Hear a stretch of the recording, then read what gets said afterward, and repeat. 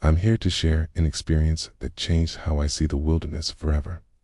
This isn't just a scary story. It's a real, unsettling account of my journey into the unknown. An encounter with something ancient and terrifying that defies all explanation. What I saw challenges everything we think we know about the natural world, and it left me with scars that no one can see. Why does my story matter? Because it questions our certainty. I like to believe we've mapped every corner of the planet and cataloged every creature. But the truth is, there are vast stretches of wilderness that are still completely untamed, still holding their secrets. My encounter suggests that some mysteries aren't just unsolved. They're actively guarded by a primal, intelligent force. In this story, I'm going to walk you through my solo hiking trip, step by step. I'll describe the subtle changes in the environment that came before the big, terrifying reveal, and I'll recount the moments of direct confrontation. My goal is to paint a clear picture of what happened, describing the creature as accurately as my traumatized memory will allow. I'm not making wild claims. I'm just telling you my truth. Now, before you think I'm just some novice who got spooked by a shadow, let me tell you a bit about myself. I'm an experienced backcountry hiker. I've spent over 2 decades exploring remote trails on multiple continents. I've navigated treacherous terrain, weathered harsh conditions, and I've always prided myself on my keen sense of observation and survival skills. I'm telling you this not to brag, but to make it clear that this account comes from someone who knows the wild inside and out, not someone prone to flights of fancy. To really understand what happened, you need to picture the environment itself. We have to immerse ourselves in the deep, ancient forest that became the stage for this horror. We need to feel its profound silence and its brooding presence, because that's where my reality began to crumble. Forests, especially ancient ones, have always had this unique mix of allure and mystery. They're like living museums with trees that have stood for centuries, holding the history of the earth in their rings. These places aren't just a bunch of trees and animals. They're complex ecosystems where life and death play out in a silent drama, usually far away from human eyes. We often think of untouched wilderness as this pristine, predictable sanctuary. But beneath that peaceful surface, these places harbor the unknown. They hold a raw, wild energy that humbles even the most seasoned explorers. People see these forests in different ways. For some, it's a therapeutic escape, a place to heal and reconnect. For others, it's a dangerous, unpredictable territory, full of hidden dangers. But very few of us ever consider the chilling possibility that things could exist out there that defy science, beings that live only in myth and legend. Intricate tapestry woven over thousands of years. Every thread is a life, a species, a natural process. Now, picture some of those threads leading into patterns we can't see, disappearing into the deepest shadows. Those are the blind spots in our knowledge, the forgotten corners, where the truly inexplicable might be hiding in plain sight. It was in this kind of sacred wilderness a place I honestly considered my second home that my journey began. I expected an invigorating trip, a communion with nature.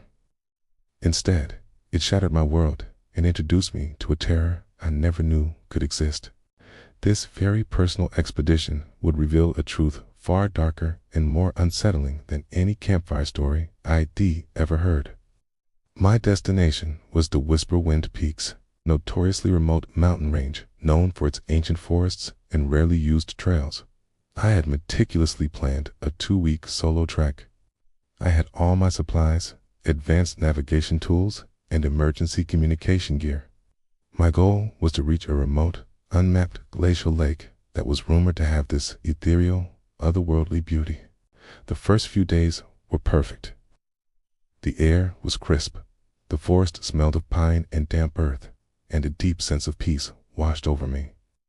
I followed game trails, occasionally bushwhacking through dense brush, relying on my compass and maps. The isolation was profound, a comforting blanket that you just can't find in our modern, hyper-connected world. I felt completely alone and completely at peace. The path I chose wasn't an established route.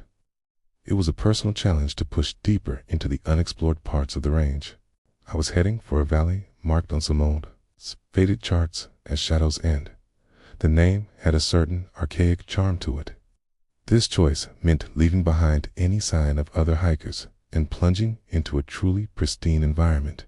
I'm always prepared. I carry a comprehensive first aid kit, a satellite phone, and a high-frequency whistle. I respect the wilderness and its inherent risks, sudden weather changes, wildlife encounters, accidents. These were standard precautions, a necessary safety net, but they offered zero defense against what was coming, against the truly unknown. As I ventured further in, the familiar sounds of the forest began to change. It was subtle at first, an almost imperceptible shift. The usual chirping of birds and the rustle of small animals seemed to fade away, replaced by a strange, heavy quiet. This growing silence was the first hint that the predictable wilderness I knew was giving way to something far more ancient and unsettling. The first real oddity happened on the third day. I was climbing a steep ridge and noticed a series of large, irregular indentations in the soft earth. They weren't like any animal tracks I'd ever seen. They were too broad and deep for a bear, too long for a moose, and they didn't have the claw marks of any predator known to be in that region. The pattern was inconsistent, suggesting a really unusual way of walking. Later that afternoon, I was resting by a stream when a peculiar sound echoed through the valley. It wasn't a wolf's howl or a mountain lion's cry. It was a deep, resonant thrumming, almost like a low-frequency hum that seemed to vibrate right through the ground. It was intermittent, fading as quickly as it appeared, leaving an unnerving silence in its wake. It was a sound completely alien to the natural world. At first, I tried to rationalize it. The tracks could be an illusion, maybe caused by erosion.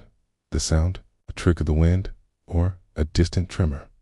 My logical mind was scrambling for explanations, a defense mechanism against the creeping unknown. But I couldn't shake this faint, unsettling feeling of apprehension that was starting to grow. Even the air itself seemed to get heavier. There was this palpable shift in the atmosphere that's hard to describe. The usually vibrant forest felt subdued, the colors muted. The light seemed to struggle to get through the dense canopy, casting long, deep shadows, even at midday. It felt as if the very essence of the place was changing, creating this oppressive, watchful presence all around me, even though I couldn't see anything. These subtle, unsettling changes were just a prelude, the quiet opening act. They were the first cracks in the veneer of my rational mind, slowly chipping away at my confidence. The stage was being set for a confrontation that would completely redefine terror and push me into a reality far more disturbing than I could have ever imagined. As I pressed deeper into the mountains, the unsettling feelings intensified. They went from isolated incidents to a pervasive atmosphere of dread. The feeling of being watched became almost constant. That prickling sensation on the back of your neck that sends a shiver down your spine, even on a warm day. I kept stopping, scanning the dense trees, convinced I'd catch a glimpse of something, but there was never anything there. Just silent, unmoving trees. My internal compass, which I've trusted for years, seemed to be failing me. On several occasions, I found myself disoriented, briefly questioning my route, even with clear landmarks and a GPS in my hand. It was as if the very geometry of the forest was shifting, trying to lead me astray, creating a maze where there shouldn't have been one. This disorientation just added another layer of anxiety to an already unnerving journey. Thanks for watching so far.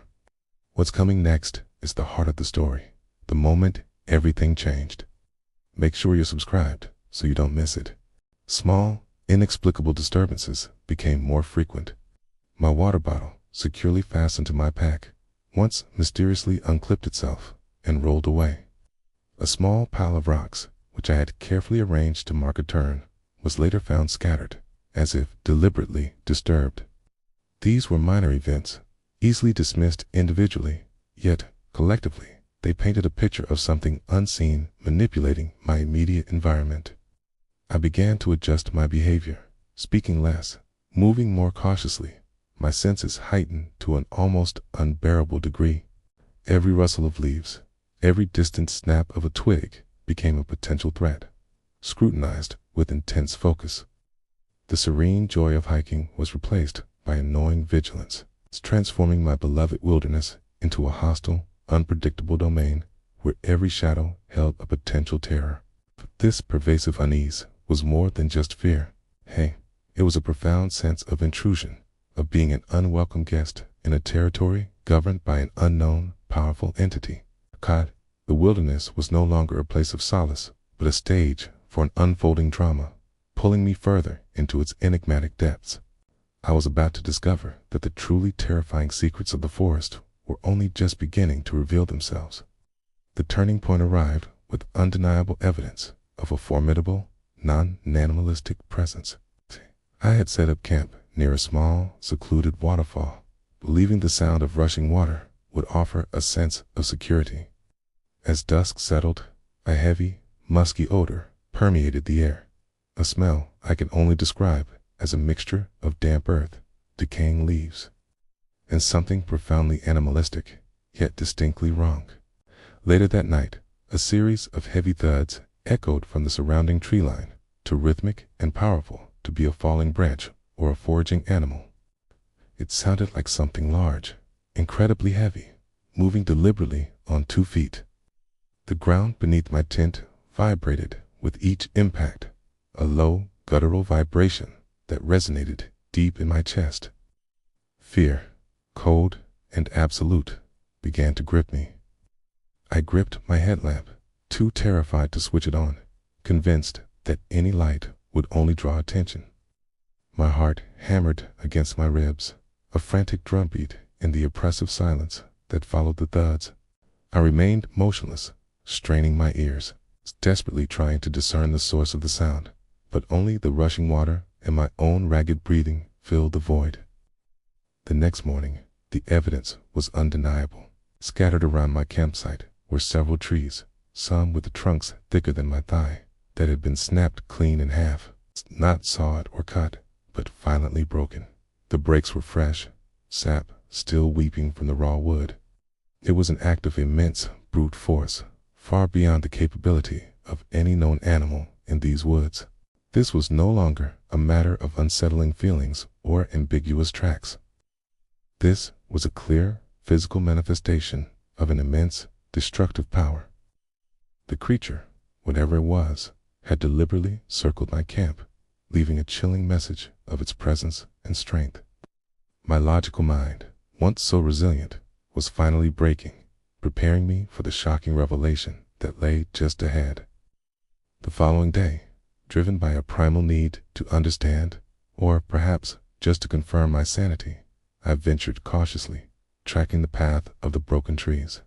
The trail led me deeper into a ravine, where the forest grew particularly ancient and dense, the sunlight barely piercing the thick canopy.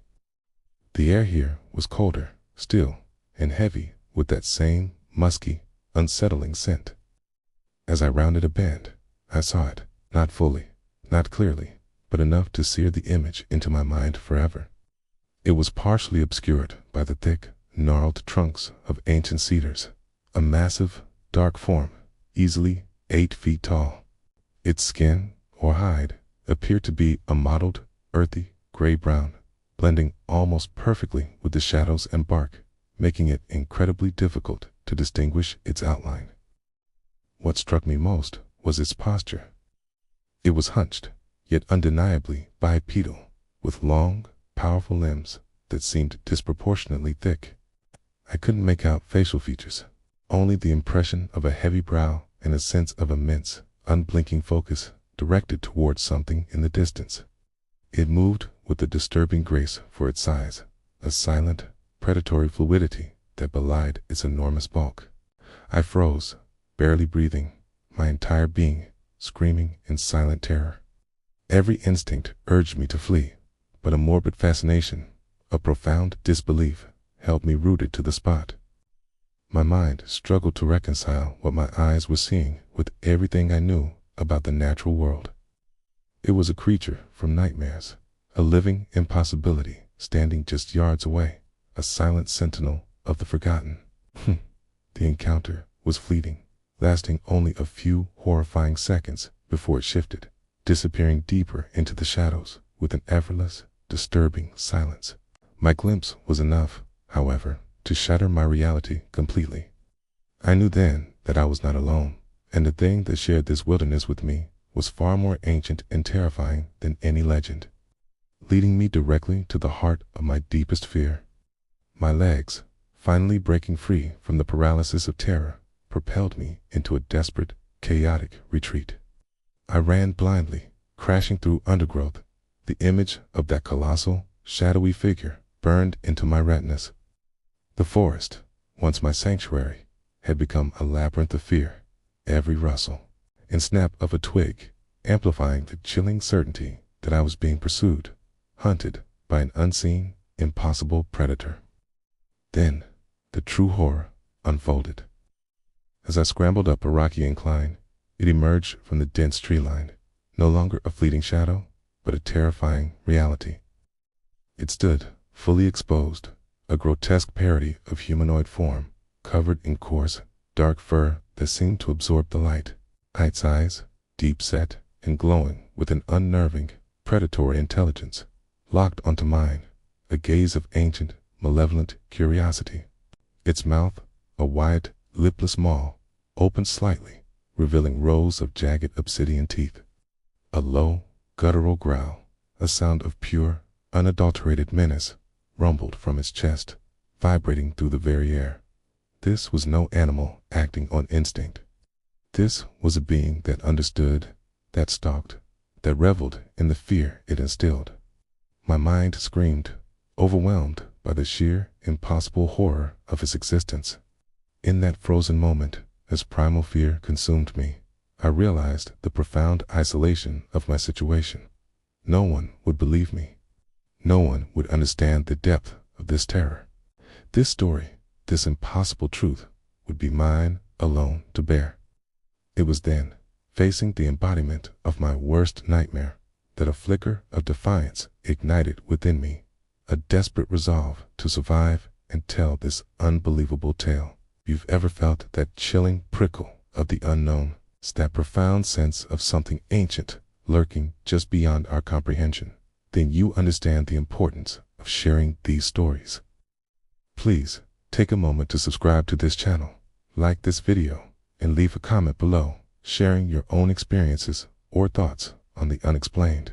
Your engagement helps ensure these narratives find an audience, fostering a community where the extraordinary can be discussed without immediate dismissal, and where our collective curiosity can thrive, The growl was a catalyst, shattering my paralysis and fueling a desperate surge of adrenaline, I turned and ran, not with a plan, but with the raw, instinctual drive of a creature fleeing its predator. My backpack became a cumbersome weight, my carefully chosen route, a forgotten memory. All that mattered was distance, putting as much space as possible between myself and the impossible horror I had just witnessed, a futile hope. The creature, however, was relentless.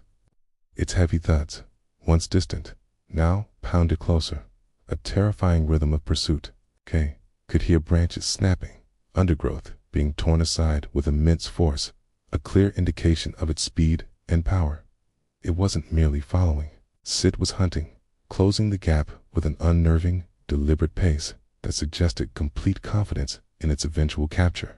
I scrambled down a steep embankment, tearing my clothes and scraping my skin, ignoring the pain.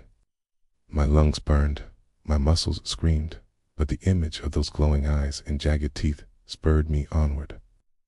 I knew that if I stopped, even for a moment, it would be over. The forest, once a comfort, now felt like a suffocating trap, its dense foliage offering no real sanctuary.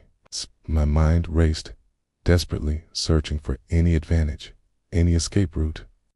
I tried to use the terrain to my benefit, weaving through thickets, hoping to lose it in the dense vegetation. But the creature seemed to anticipate my movements, its footsteps unerringly following my frantic path, a shadow of dread clinging to my heels, refusing to be shaken off. The chase continued for what felt like an eternity, a blur of terror and exhaustion. I was losing ground, my energy waning, while its terrifying presence remained constant, an unyielding force of nature. I needed to find a place to hide, a temporary refuge, or this desperate flight would inevitably culminate in a final, horrifying confrontation, sealing my fate in the heart of the ancient forest. Exhaustion was starting to claim me when I stumbled upon its small, narrow cave entrance, almost completely hidden by mossy rocks and drooping ferns. It was a desperate gamble, a claustrophobic little hole, but it was my only chance.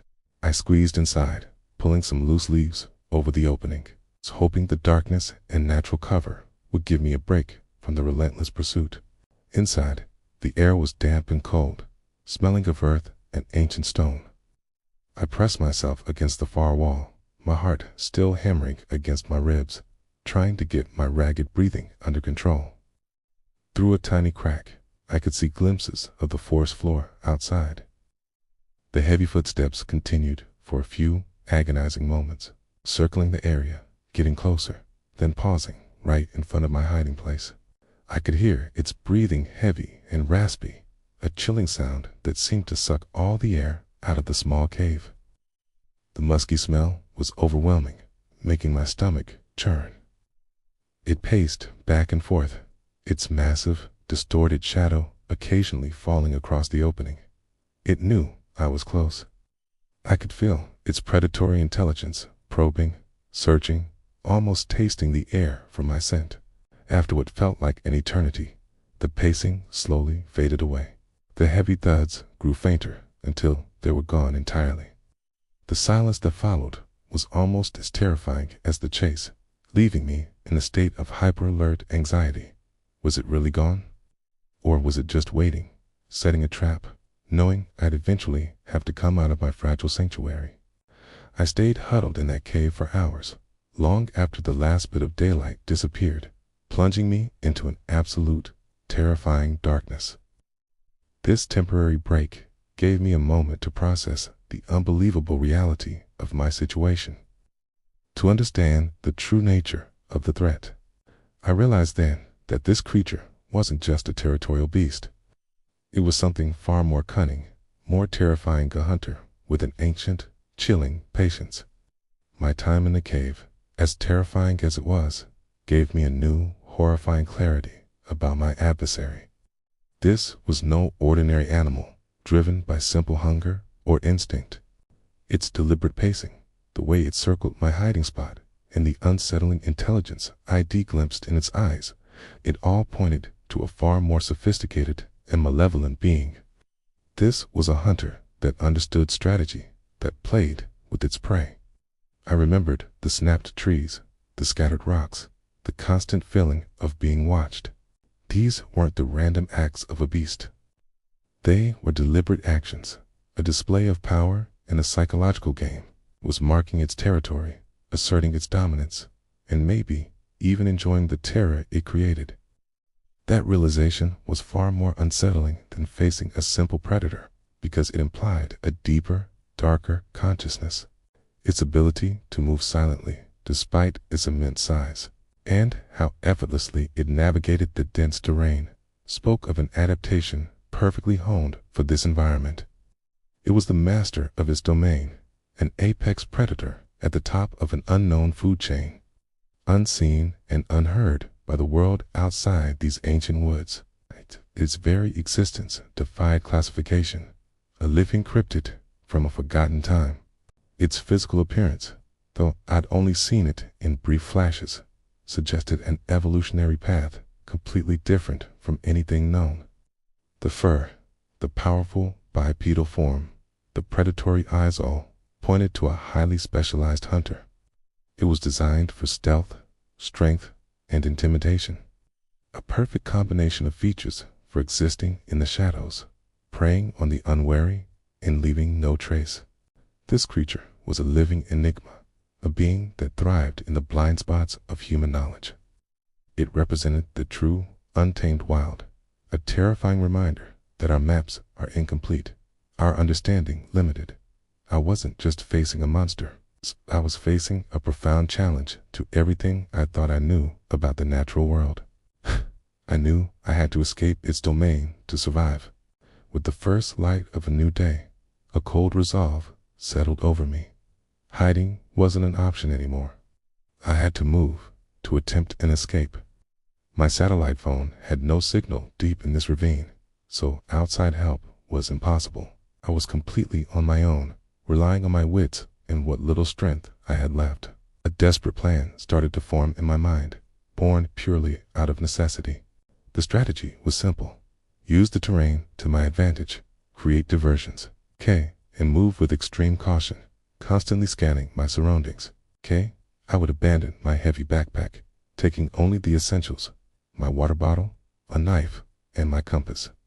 Speed and agility would be my only allies against the creature's immense power and stealth. I needed to become as elusive as a ghost. I decided to head for the highest ridge I could see. I was hoping to find a clearer signal from my satellite phone, or at least get a vantage point to see what I was up against. The climb would be grueling, but staying in the lowlands felt like staying in a trap. After a harrowing escape that I can barely speak about, my world was irrevocably altered. The vibrant greens of the forest now held a sinister tint, and every rustle of leaves triggered a primal, gut-wrenching fear. I tried to describe the creature's form, the unnatural sounds it made, and the chilling silence that always came before it appeared. But my words would falter, caught in the chasm between memory and what people considered reality. It left me feeling profoundly unsettled. My first attempts to share my story were met with polite skepticism. That soon turned into pitying glances and thinly veiled concern for my mental state. Friends suggested therapy, and my family urged me to move on from the trauma of being lost.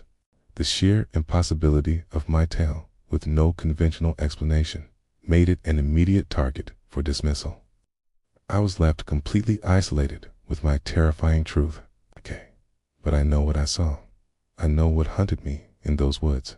I have to keep telling this story because something is out there, living in the shadows of our world, and people need to know. Thanks for listening. If you want to hear more stories from the edge of the map, make sure to follow or subscribe. Stay safe out there. The constant invalidation from others was almost as tormenting as the encounter itself. I began to doubt my own mind, my own memories. I had questioned the vividness of the creature's eyes, the bone-chilling guttural sounds it made, and the sheer predatory intelligence it seemed to radiate. Was it all just a hallucination? A trick of the mind brought on by exhaustion and fear out there in the wilderness? The thought was a cruel kind of comfort, offering a potential escape from a horrifying reality that I just couldn't bring myself to fully accept. So I retreated. I pulled away from friends, from family, from anyone who looked at me with pity or disbelief. My life became a cycle of sleepless nights and long days spent hunched over a laptop, poring over a local folklore, scrolling through obscure cryptid forums, and digging into forgotten historical accounts of strange occurrences in the region. I was desperate, searching for any shred of corroboration, a single whisper of a similar entity, anything to prove I wasn't losing my mind. But all I found were fragmented tales and dismissed legends. The creature remained an anomaly, a phantom that seemed to exist solely within the confines of my tormented mind, or at least that's what everyone else believed. This absence of external validation left me in a perpetual state of unease. I felt like a prisoner of my own memory, and yet a deep-seated instinct, a gut feeling, resisted the urge to just forget, to write it all off as a nightmare. I knew what I saw. I knew what I felt. I understood the profound, life-altering impact it had on me. Its eternal conviction, as isolating as it was, spurred a quiet determination. I had to seek understanding, even if it meant confronting the very fabric of accepted reality. It led me deeper and deeper into the region's hidden history. My relentless research eventually led me down less trodden paths, away from the mainstream cryptid discussions and into obscure local archives and dusty, forgotten journals. It was there that I started to find them, fragmented, unsettling accounts from the late 19th and early 20th centuries. These were tales whispered by isolated homesteaders and prospectors, describing a shadow of the woods or a silent hunter that defied any conventional categorization. Reading them sent shivers down my spine. These descriptions, though often vague and shrouded in superstitious dread, held chilling commonalities with my own experience. They spoke of an unnatural stillness that would fall over the woods just before an appearance. They mentioned an impossible speed, a blur of motion that defied logic.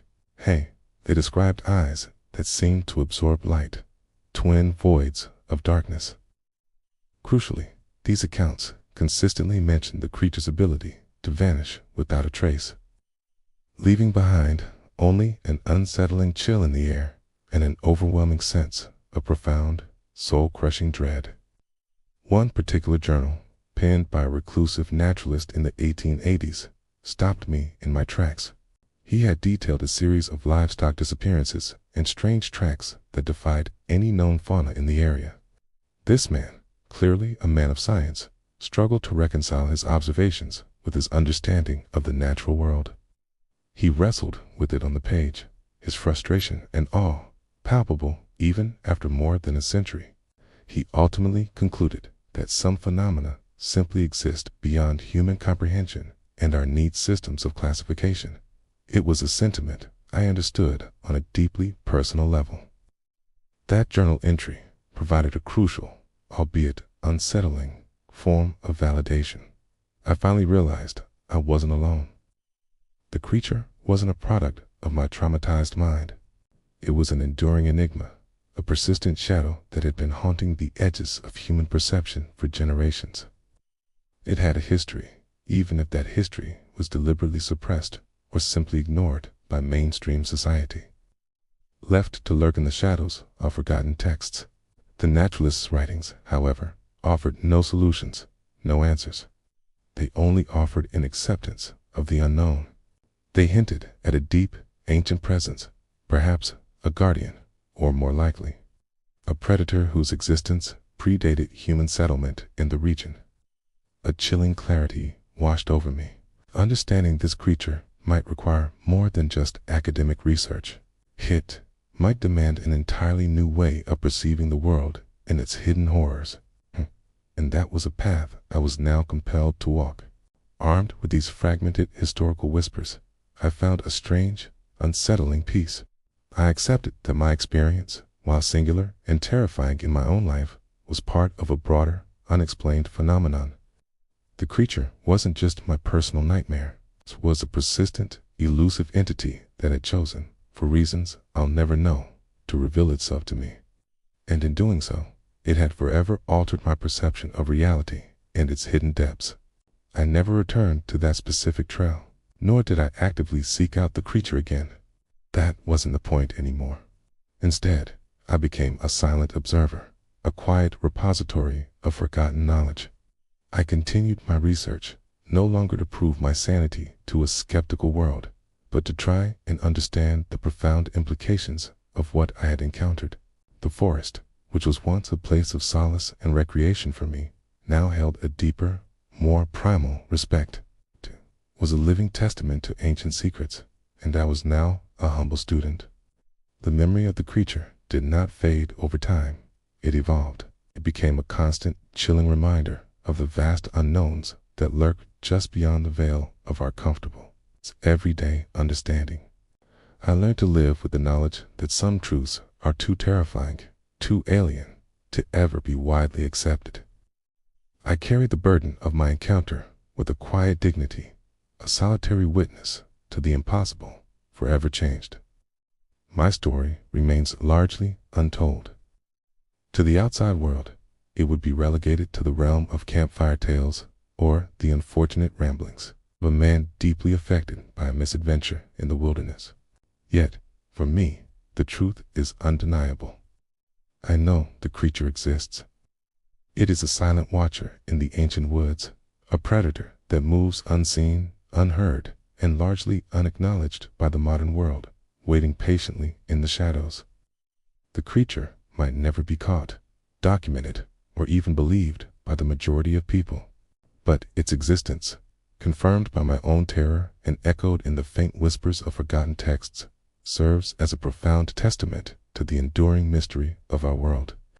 It's a terrifying reminder that some horrors don't need our validation to be real. They're out there, silently waiting for the next unsuspecting hiker to stumble upon their chilling, undeniable truth. Thanks for listening. If you have stories of your own, I'd love to hear them. Stay safe out there.